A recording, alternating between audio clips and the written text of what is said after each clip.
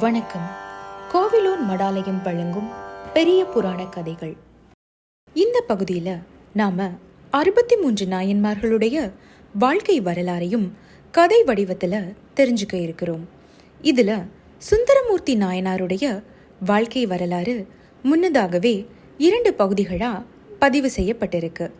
இப்போ நாம கேட்க இருக்கிறது சுந்தரமூர்த்தி நாயனாருடைய வாழ்க்கை வரலாறு குறித்த நம்முடைய பதிவின் 3வது பகுதி தான். இந்த பகுதியில நாம சிவபெருமான் அருளால சுந்தரமூர்த்தி நாயனார் நிகழ்த்திய பல அற்புத செயல்கள் குறித்து தெரிஞ்சுக்க இருக்கிறோம்.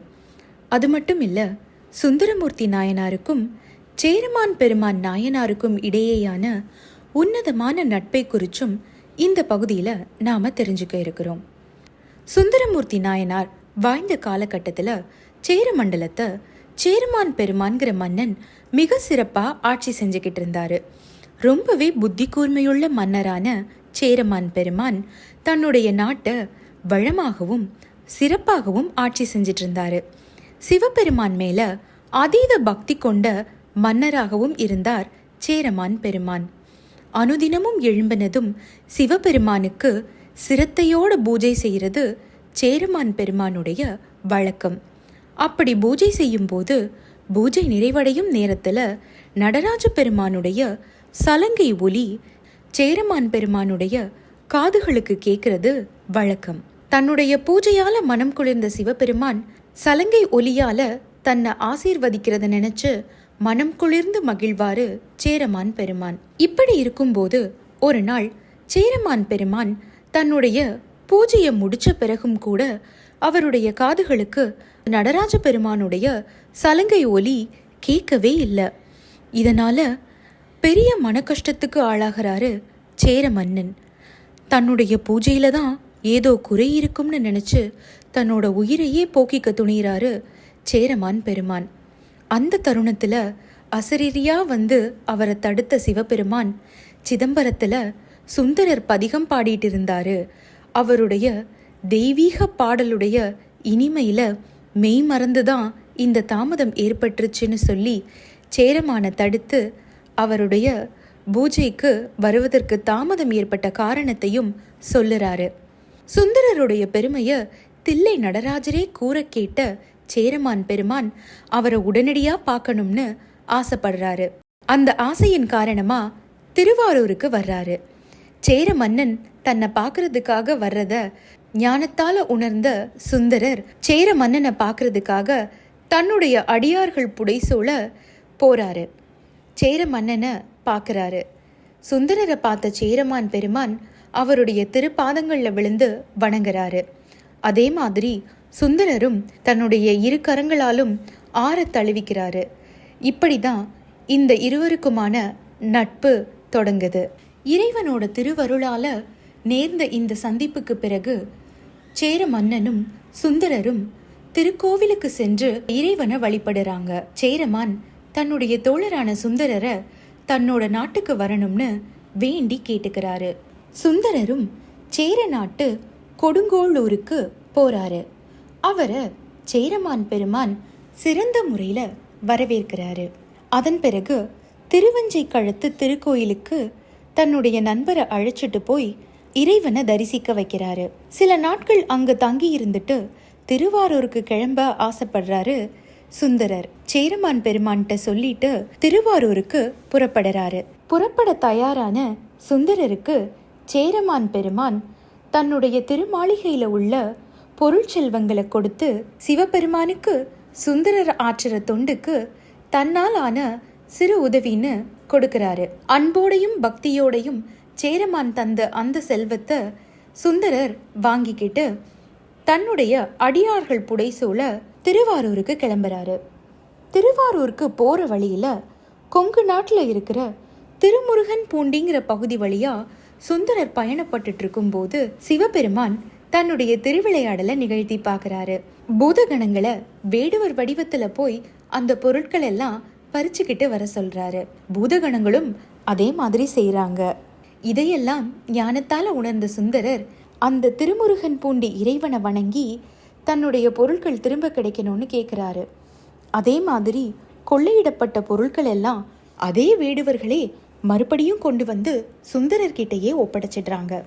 அதுக்கப்புறமா சுந்தரர் திருவாரூருக்கு போய் திருவாரூர் இறைவனை மனம் குளிர வணங்குறாரு. திருவாரூர் சிவபெருமான வணங்கின சுந்தரர் கொஞ்ச நாட்களுக்கு அப்புறமா தன்னுடைய நண்பரான சேரமான் பெருமானை பார்க்கறதுக்காக மலைநாடுக்கு போகலாம்னு நினைச்சு தன்னோட பயணத்தை தொடர்றாரு. அப்படி போற வழியில அவினாசிங்கிற பகுதியில ஒரு வீட்ல இருந்து மங்கள ஒலியும் அதோட எதிர் வீட்ல இருந்து அழுகை ஒலியும் கேக்குது. இத பார்த்து குழப்பம் அடைஞ்ச சுந்தரர் இங்க என்ன நடக்குது, இந்த சூழ்நிலைக்கு என்ன காரணம்னு கேக்குறாரு. அதுக்கு அங்க இருந்த வேதியர்கள் ஒரே வயதுடைய 2 சிறுவர்கள் சில ஆண்டுகளுக்கு முன்னாடி இங்க இருந்த குளத்துல குளிக்க போனாங்க. அப்படி குளத்துல குளிக்க போனதுல ஒருத்தனை அங்க இருந்த முதல்ல விழுங்கிடுச்சு. அங்க இருந்து தப்பிச்ச இன்னொரு பையனுக்கு இன்னைக்கு வீட்டுல உபநயம் நடக்குது. இவங்க வீட்டுல எழும்புற அந்த மங்கள ஒலியை கேட்டு அந்த முதலை விழுங்கின சிறுவனுடைய பெற்றோருக்கு தங்கள் மகனோட ஞாபகம் வந்துருச்சு. அதனாலதான் அவங்க வருத்தத்துல அழுறாங்கன்னு சொன்னாரு வேதியர். இந்த சம்பவத்தை கேட்ட சுந்தரர் ரொம்பவே வருத்தப்பட்டாரு. அந்த குடும்பத்துக்கு ஆறுதல் சொல்றதுக்காக அவங்க வீட்டுக்கு போனாரு. இந்த நிலைமையிலேயும் அந்த சிறுவனோட பெற்றோர் சுந்தரரோட வருகையை தெரிஞ்சுக்கிட்டதும் முகமலர்ச்சியோட அவரை வரவேற்கிறாங்க. இதை பார்த்த சுந்தரர் இவங்களோட மகனை அந்த முதலையோட வாயில இருந்து திருப்பி தந்த பிறகுதான் நான் அந்த அவினாசி பெருமாளையே வழிபடுவேன் அப்படின்னு உறுதி எடுத்துக்கிறாரு. அந்த குளம் இருக்கிற இடம் எங்கன்னு கேட்டு அங்க போய் அந்த பையனை உயிரோட தரும்படி கேட்டு இறைவன் கிட்ட பதிகம் பாடுறாரு. சுந்தரர் பாடிய பதிகத்தால மனம் குளிர்ந்த இறைவன் அந்த சிறுவனை மறுபடியும் உயிரோட கொண்டு வர்றாரு. அதுவும் கொழுத்துல மூழ்கும் போது 5 வயதா இருந்த அந்த சிறுவன் முழு வளர்ச்சியோட 7 வயது சிறுவனா வெளியில வர்றான். இதை பார்த்து அந்த சிறுவனுடைய பெற்றோர் ரொம்பவே மன மகிழ்ச்சி அடைகிறாங்க. தங்களுடைய மகனுக்கும் அந்த இறைவன் அருளால உபநயம் செய்து சந்தோஷப்படுறாங்க. இதுல ரொம்பவே ஆச்சரியமான விஷயம் என்ன அப்படின்னா, அந்த குளம் வற்றி வறண்டிருந்தது. குளமே இல்லாதப்ப முதலை எங்க இருக்கும், அது விழுங்கின சிறுவன் தான் எங்க இருப்பான் அப்படின்னு மக்கள் நினைச்ச நேரத்துல இறைவனோட அருளால அந்த குளம் நீரால நிரம்பிச்சு. நீரால நிரம்பின அந்த குளத்துல இருந்து முதலையும் வெளியில வந்துச்சு. அந்த முதலையோட வாயில இருந்து அந்த சிறுவனும் உயிரோட வந்தான். சில நாட்களுக்கு பிறகு சுந்தரர் சேரமான் பெருமானை பார்க்கறதுக்காக போனாரு. அங்க திருவஞ்சை கழுத்துல இருக்கிற இறைவனை வணங்கி, அடியேன் இவ்வுலக வாழ்வை வெறுத்தேன், அடியேனை இனி நின் திருவடியில் சேர்த்து கொள்ள வேண்டும் அப்படிங்கிற குறிப்போட பதிகம் பாடுறாரு. தனக்கு இந்த உலக வாழ்க்கை மேல இனிமே விருப்பம் இல்லைங்கிறது தெரிவிச்சு இறைவனோட பாதத்தை அடையணுங்கிற தன்னோட விருப்பத்தையும் சுந்தரர் வெளிப்படுத்துறாரு. அவருடைய வேண்டுதலை மனசார ஏத்துக்கிட்ட சிவபெருமான் சுந்தரரை திருக்கைலாய மலைக்கு மீண்டும் அழைச்சிக்கிறதுக்கு சித்தமாகிறாரு.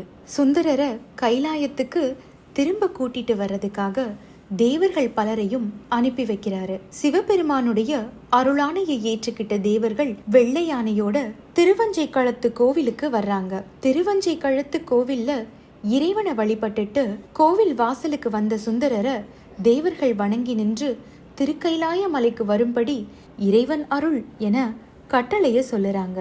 இதை கேட்ட சுந்தரர் மனம் மகிழ்ந்து இறைவனோட ஆணையை ஏத்துக்கிட்டு வெள்ளை யானையில ஏறி திருக்கைலாய மலைக்கு புறப்படுறாரு.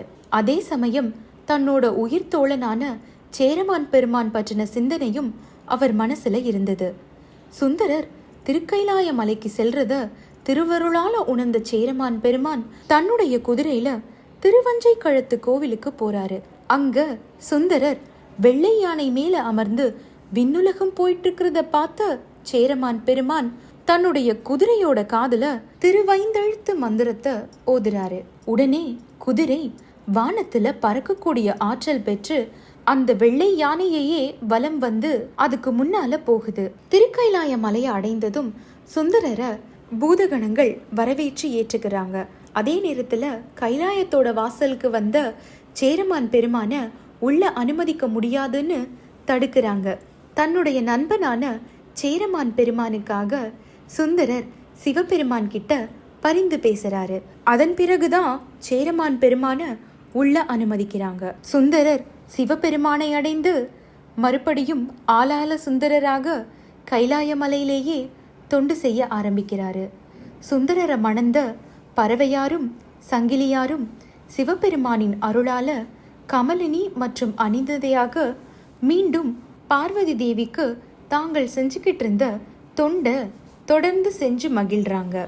கதை வடிவிலான பெரிய புராணத்துல நாம கேட்டுட்டு இருக்கிற சுந்தரமூர்த்தி நாயனாருடைய வாழ்க்கை வரலாறு இந்த பகுதியோட நிறைவடையுது.